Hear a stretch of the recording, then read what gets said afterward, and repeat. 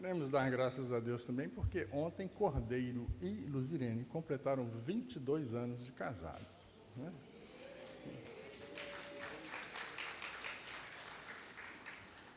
Bom celebrar diante de Deus e lembrar que é por causa dele, né? Que duas pessoas tão diferentes consigam viver tanto tempo juntos.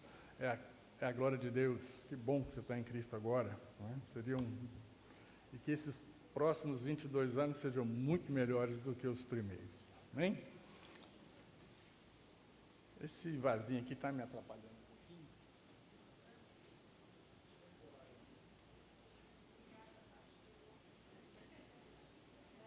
Eu quero olhar na cara de Jefferson aqui na hora que eu falar isso aqui.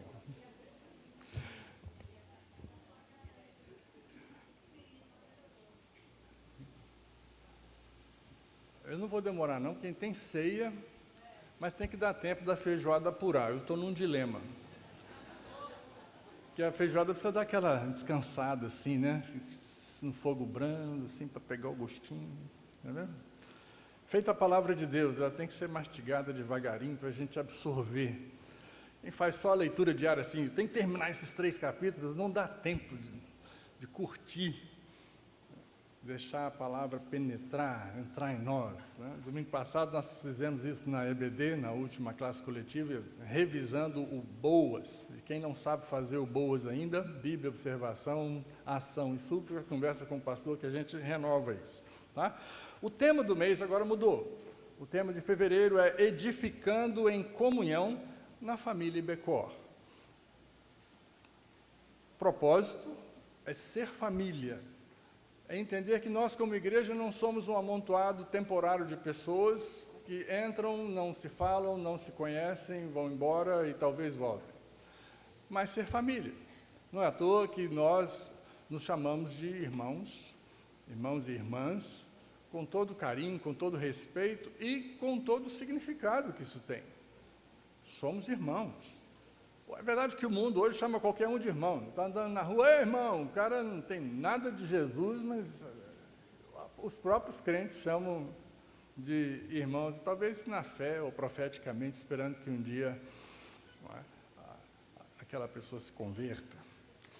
Propósito de ser sua família de fé. Então, quando nós falamos aqui de ficar em comunhão na família, é que a igreja seja a sua família de fé. E família a gente não troca. Família a gente acrescenta. Olha que lindo aqui, ó, apresentar a família de Nadilza, não é? Dos dois lados, da família de Guga, e a gente vê que são agregados. A família cresceu, ela é somada. E na igreja ela é somada muito mais, porque nós nos divertimos, nós curtimos essas crianças, a gente resiste à tentação de morder essas coxinhas, né? Essas pernoquinhas assim, que bebê é tão gostoso. Mas é a nossa vontade, todos nós queremos curtir isso, nós achamos lindo os sorrisos, as brincadeiras, as tiradas que as crianças têm quando vão se desenvolvendo e surpreendem a gente, faz parte, é nosso, é para todos nós. Também é preferir a sua igreja como local de adoração e comunhão. Tem muita igreja, você pode ir para qualquer uma, mas prefira a sua. Não abra mão do culto na sua igreja para assistir a um culto em outro lugar. Muito menos abrir mão dos privilégios que você já recebeu aqui, às vezes como professor de EBD, como diácono, como líder em alguma coisa, e aí diz assim, não, acabou. Meu ministério aqui acabou, eu vou para outra igreja. Vai fazer o que lá? Nada, eu vou ficar sentado no banco. Isso não é de Deus. Não é de Jesus você abandonar um serviço que glorifica o nome dele para ir para um outro lugar, porque você nem sabe por quê. Então, ame e prefira a sua igreja. Também é ser edificados, tendo como base a família da fé e a comunhão da igreja. Nós vamos entender o que isso significa melhor agora. Deus proveu um espaço, um acolhimento especiais para nosso desenvolvimento. A igreja é um lugar raro nesse sentido, porque tudo é provido para você da melhor maneira possível. Os irmãos se esforçam. Você tem doutores, você tem mestres, você tem professores, você tem pessoas que na vida se ocupam com grandes coisas, mas aqui deixam tudo isso de lado para pegar a palavra de Deus e compartilhar simplesmente aquilo que aprenderam na vida com o Espírito Santo. Isso é valioso demais. Então, valorize a sua igreja, valorize o seu professor da EBD. Vamos ficar em pé um instante para a leitura da palavra de Deus, que está em Atos, capítulo 9. Eu vou pegar aqui o texto completo, embora esteja na Nova Versão Internacional, e depois eu vou pregar usando a revista e atualizada. Atos 9,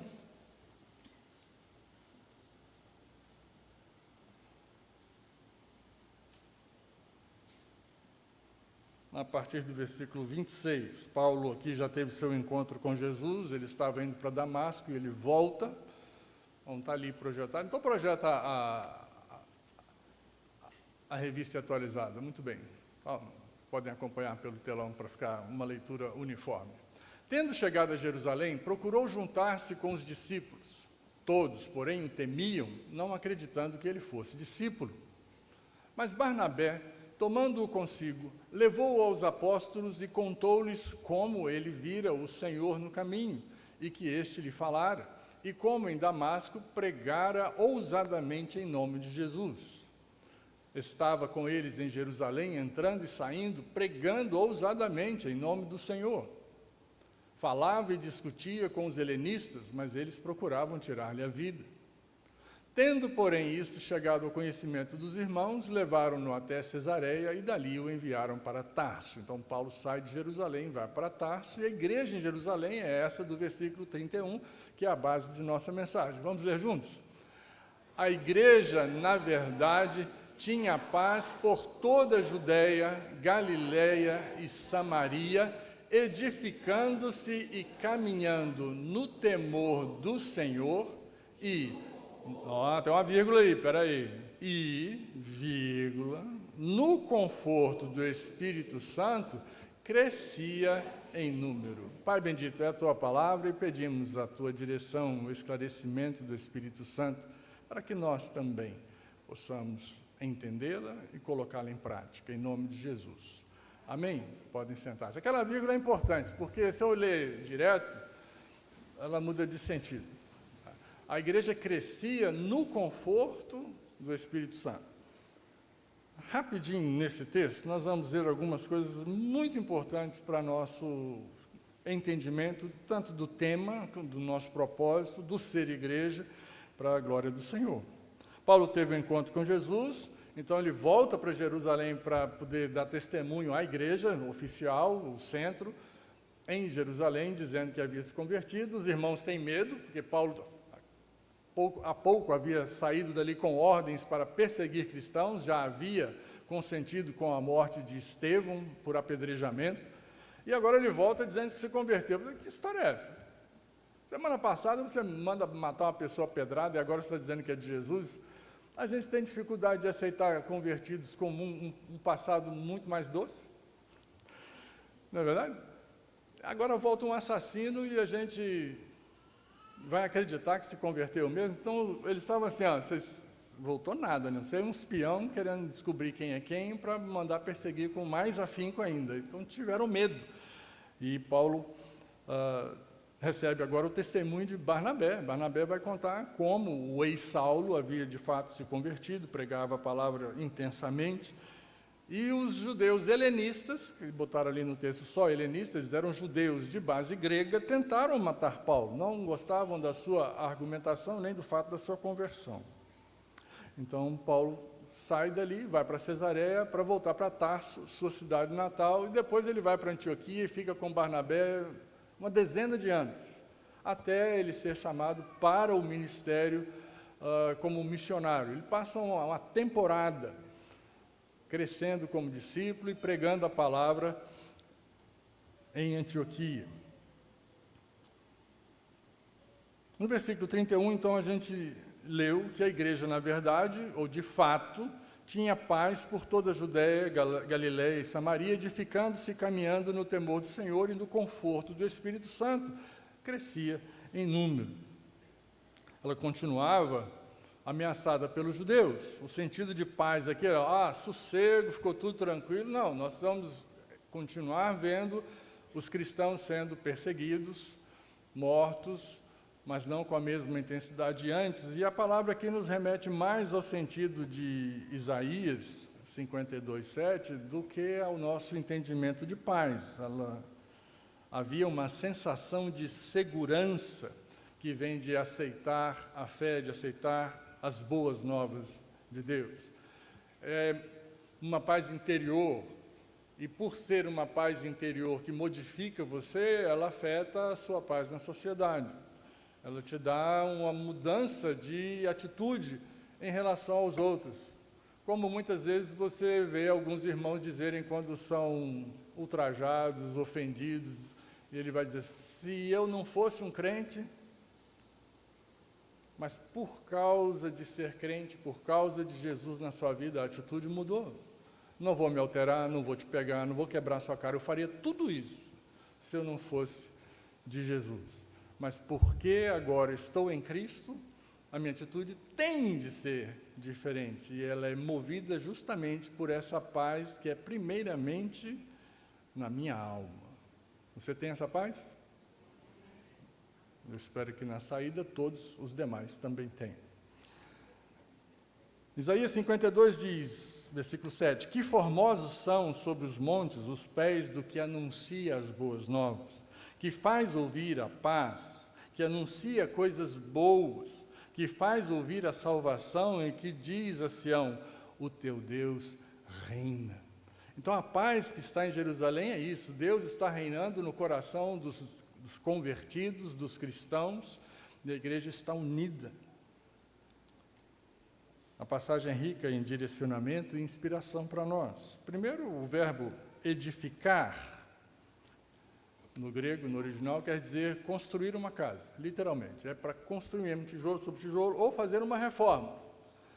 Metaforicamente, é que ela é usada aqui no texto, porque eles não estavam construindo casa nenhuma, não construíram templos, não construíram casas para si mesmos, ao contrário, vendiam suas propriedades, viviam em comunidades para se proteger e para se ajudar. O sentido metafórico tem várias nuances importantes para nós. A primeira é promover crescimento. Então, quando a gente fala vamos edificar a igreja, estamos falando em promover crescimento. Em quê? Primeiro, em sabedoria cristã. Você cresce em sabedoria cristã, quando ouve mensagens, sermões, quando você participa de estudos bíblicos nos vários grupos da igreja, nas reuniões, MCM, Homens de Honra, Plug, pequenos grupos, e também na Escola Bíblica Dominical. Se você não fez sua matrícula ainda, não deixe de fazer hoje, domingo que vem, venha, 9 horas da manhã, em ponto. Também é para crescer ou promover o crescimento em graça. João 1,16 diz, porque todos nós temos recebido da sua plenitude e graça sobre graça. Além de significar aquilo que dá alegria, graça se refere, definição de dicionário de grego, né?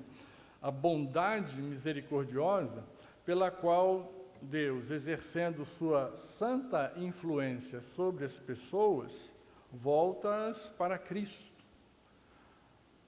guardando, fortalecendo, fazendo com que cresçam na fé cristã, cresçam em conhecimento, afeição e despertas ao exercício das virtudes cristãs. Tudo isso é o efeito da graça de Deus sobre nós. Deus movendo em nós uma mudança de comportamento. João 1,16, aqui ele usa uma expressão estranha, ela não foi traduzida ao pé da letra, ficou graça sobre graça, mas o original era graça em vez de graça. Bom, mas como que é uma coisa em vez da mesma coisa? Graça em vez de graça. E aí a gente vai entender que, às vezes, a gente precisa de graça diferente para cada circunstância da vida. Uma é a graça que você recebe, como hoje, num momento festivo, de alegria, de apresentar crianças, família unida, louvando e engrandecendo o nome do Senhor. A graça de ter passado, da alegria de ter passado no vestibular, para você poder conviver com isso sem arrogância. Receber a bênção sem se tornar arrogante, pensando de si o que não é. Essa é uma graça. Nós necessitamos de graça, desse tipo de graça, quando estamos por cima, quando estamos alegres, quando estamos vitoriosos. Mas há uma outra graça que é necessária nos momentos de tristeza, de depressão, de derrota, de perseguição, de sofrimento. Aí é outra. Mas é a mesma fonte, é o mesmo Deus. E ainda é graça. Então, João está dizendo aqui, graça em vez de graça.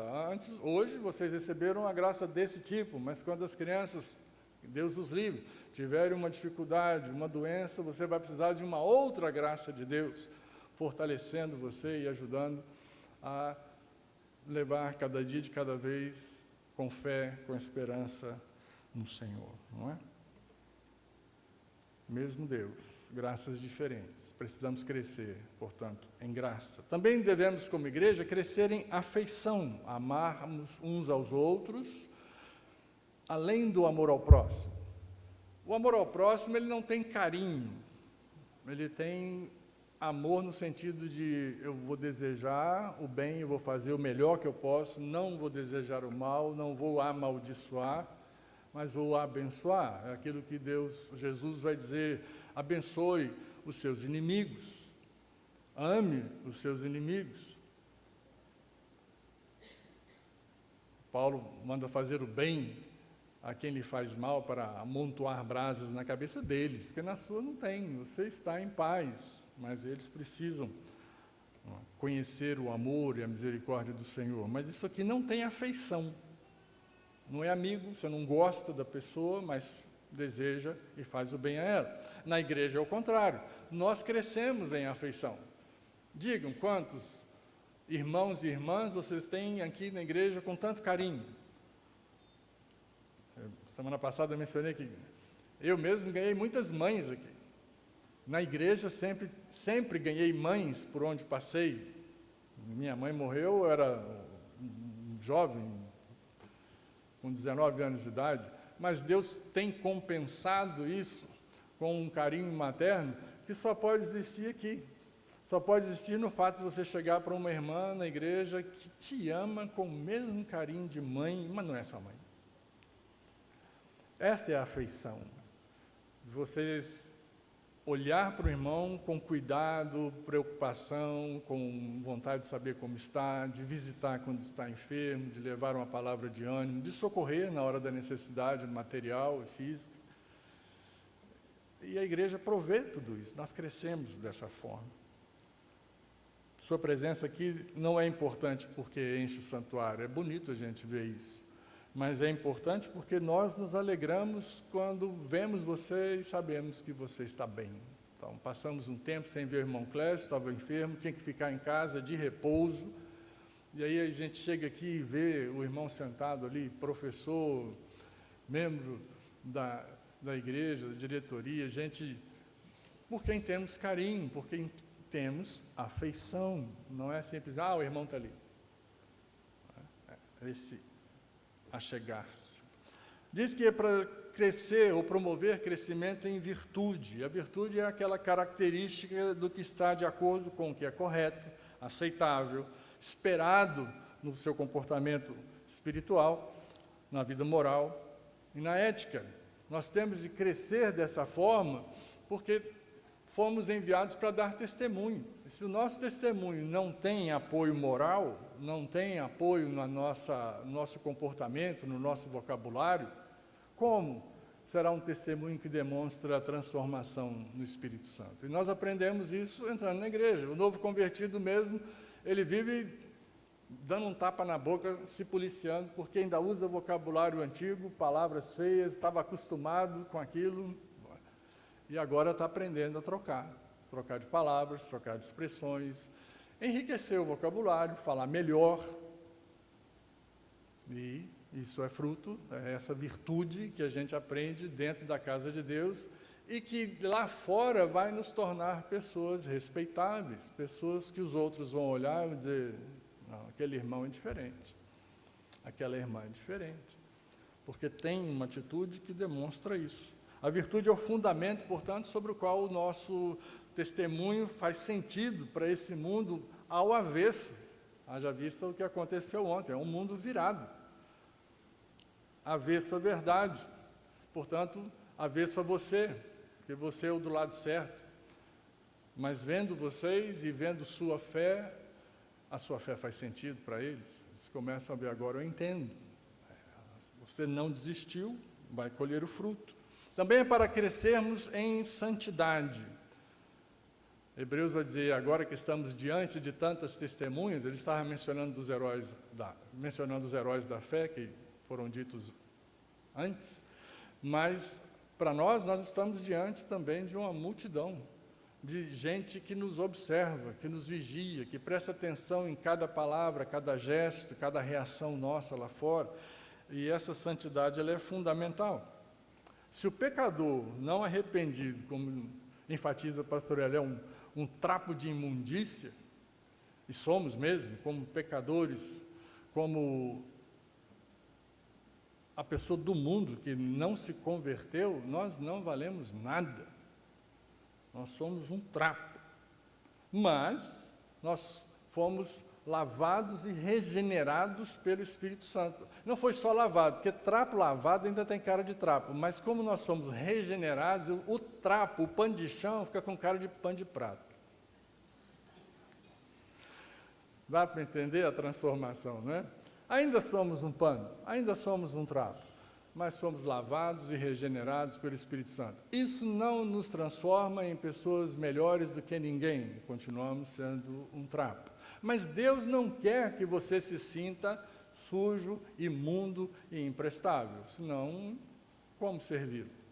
Como ficaria sua autoimagem? Em Cristo, lavados e regenerados pelo Espírito Santo, nós somos empoderados. Nós recebemos do Espírito poder para representar o reino. Nós somos chamados de embaixadores em nome de Cristo. Não, nós continuamos não tendo valor intrínseco para ser salvos. Mas Deus quer que você saiba que você é valioso para Deus, que você é importante para Deus, que você é importante para o reino e que você é importante especialmente para aqueles do mundo que não conhecem a graça do Senhor Jesus Cristo. Você já parou para pensar que você é a única pessoa que Deus colocou no lugar onde você está para testemunho cristão? Ninguém pode fazer aquilo que é o seu papel, a sua obra no reino. Nós somos especiais para Deus nesse sentido, especiais para o uso que Deus tem para nós. Somos, sim, filhos do Deus vivo, não para orgulho pessoal, ou feito a turma aí da prosperidade, que quer bater no peito e exigir riquezas e reinos para si mesmos, porque se acham, nesse sentido, né, co-herdeiros com Jesus Cristo. Não se vive em santidade sendo ou vivendo uma vida imprestável. E ele ainda fala sobre promovermos o crescimento em bem-aventurança. Não é uma palavra comum para nós. Bem-aventurança só faz lembrar de Mateus capítulo 5, 6, não é? A gente vai falar bem-aventurados, esse e aquele, mas não é uma palavra comum de se usar. Outra tradução mais fácil é feliz. Feliz é a pessoa que vive segundo essas instruções. E o mundo não sabe ser feliz. O mundo confunde felicidade com momentos de alegria, momentos de prazer. E não tem nada mais distante de felicidade do que isso. Porque esses momentos acabam. Eles são muito fúteis, são muito rápidos. É o faminto que ganhou um combo completo com 3 hambúrgueres, né? Com direito a refil da bebida. Olha que felicidade, eu estava morrendo de fome. Depois que acaba de comer, está morrendo de dor no estômago, porque comeu demais. Acabou a felicidade. Durou só isso aqui. Agora, a felicidade em Deus ela é mais profunda, é a condição de estar perfeitamente bem, satisfeito e em paz. O judeu sabe disso, porque o judeu usa a expressão que a gente mal conhece e brinca, né, falando shalom. Shalom é paz, sabe? Shalom é paz. Paz, irmão. Paz, em nome de Jesus, paz, graça e paz. Não. Em hebraico, ela é uma expressão que pergunta como está a paz na sua alma. Quer aprender uma frase em hebraico, cumprimentar o outro? Eles não se cumprimentam dizendo, oi, como está? Ele fala, como está a sua paz? Se você falar com um homem, você pergunta, ma shalom ha. Vamos dizer? Ma shalom, não é shalom, é shalom ha. Então vira para um homem do seu lado e pergunta, ma shalom ha. Não pode perguntar para a mulher. A minha mulher vai ser, eu não sou homem. Para a mulher você pergunta, ma shilomer. Vira para uma mulher e pergunta, ma shilomer. Marshmallow é outra história. Agora, a resposta é que é legal. Shilomi, Shilomi Tov. Shilomi Tov. Minha paz está bem. Minha paz está bem. Agora perguntem e respondam. Pode perguntar para qualquer lado. Se for mulher, ma shalom mer. Se for homem, ma shalom ha. E a resposta? Shlomi Tov. É a perfeita condição de o mundo está virado, mas eu estou bem. É o barco na tempestade, sacudido para lá e para cá, e Jesus fala, vocês não têm fé, não? Que a paz de Jesus estava perfeitamente Tov. Muito bem, dormindo, arranjou até um travesseiro, deve ter sido emprestado, porque disse que não tinha onde reclinar a cabeça. Ele estava em paz perfeita. É a paz de estarmos em Jesus. Consequentemente, tendo todas essas virtudes, esse desenvolvimento, é isso que a igreja quer, mas, consequentemente, o corpo de Cristo, a nossa Ibecor, caminhava no temor do Senhor. E a palavra temor, ela quer dizer medo, terror, reverência. Temer a Deus não é crer em Deus. Temer a Deus é eu creio em Deus, e porque eu conheço a Deus, eu não me atrevo a desobedecer a Deus. Esse é o sentido do temor a Deus. Então nós atentamos para a palavra de Deus para não pecar contra ti, diz o texto, não é? E terminando, ele fala de conforto no Espírito Santo. Esse encorajamento que o Espírito Santo dá. Porque quando a gente vê o mundo bagunçado como está, a gente fica temeroso, não de Deus, mas temor do mundo. É interessante isso, que é para a gente ter temor a Deus e ousadamente, como Paulo, pregar a palavra, mas a gente passa a ter temor do mundo e não pregar a palavra. O que Deus está te dizendo aqui, olha, se você cresceu dessa forma, se você cresceu em sabedoria, cresceu em graça, cresceu entendendo a afeição que nós temos como corpo de Cristo, a virtude que é um comportamento baseado em um princípio moral inabalável. Se você tem uma vida santa, não comete pecado, está consciente do que ofende a Deus e não quer, você está feliz e em paz, você não teme ninguém, você só teme a Deus. Você não tem nada a perder, vocês vão para a faculdade, vocês vão ser confrontados com heresias terríveis, com humilhações, mas aprendam as respostas, aprenda a contestar as pessoas do mundo que nem leram a Bíblia, mas detonam a palavra do Senhor, querem um Deus babá, memorizem isso, vocês querem um Deus babá, um Deus que não deixe nada de mal acontecer, nenhum avião cair em lugar nenhum, nem no Brasil, nem nos Estados Unidos, não precisa nem ter piloto, o piloto pode nem ir, mas Deus faz o avião voar, pousar, todo mundo sai em paz, e lanche gratuito ainda por cima, porque, né, a graça do Senhor basta e a multiplicação dos pães tem que acontecer, não é isso? Esse é o mundo, o mundo do jeito que o mundo quer, mas Deus falou, não é assim não, vocês são responsáveis, e vocês vão sofrer as consequências do que fazem, então, não é um Deus babá que vai ficar cuidando de você o tempo todo. O mal acontece por causa do homem. O mal não acontece por causa de Deus. Aprenda a responder e a demonstrar. Deus fez e a responsabilidade é sua. Obedeça, vai dar tudo certo. Nós não somos alienados porque não estamos de acordo com o que passa no Brasil e no mundo, Ao contrário, nós somos conscientes, e como eu disse, nós somos embaixadores de outro reino. E para ser esse embaixador, você precisa do encorajamento, do empurrãozinho do Espírito Santo para você poder anunciar a palavra, pregar a palavra, viver a palavra. Consequência disso, se vivermos assim, a igreja cresce em número. E nós precisamos crescer como igreja. Nós precisamos usar esse espaço maravilhoso que Deus deu. Nós precisamos manter, por amor e afeição, aquelas pessoas que se achegam à nossa comunhão, para que permaneçam.